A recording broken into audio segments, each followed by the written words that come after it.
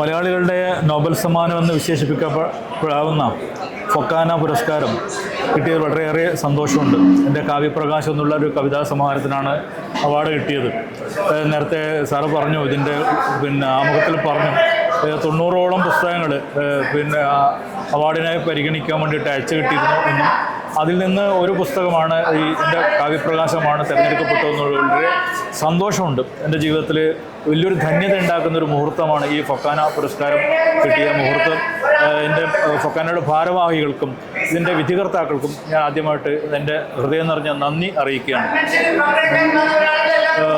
നമ്മുടെ ഈ പരിപാടി വളരെ ഗംഭീരമായി, കാരണം നമ്മുടെ അമേരിക്കൻ മലയാളികൾ സാഹിത്യത്തിനും സംസ്കാരത്തിനും വേണ്ടിയിട്ട് നടത്തുന്ന ഇങ്ങനൊരു പരിപാടി, ഇവിടെ ഒരു കൺവെൻഷൻ നടത്തുന്നു, അതിൽ വെച്ചിട്ട് അവാർഡ് ജേതാക്കളെ അനുമോദിക്കുന്നു, അവാർഡ് നൽകുന്നു.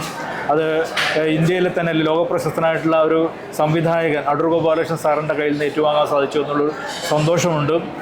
എനിക്ക് നിരവധി പുരസ്കാരങ്ങൾ കിട്ടിയിട്ടെങ്കിൽ പോലും ഈ ഒരു പുരസ്കാരം വളരെ സന്തോഷമുണ്ട്.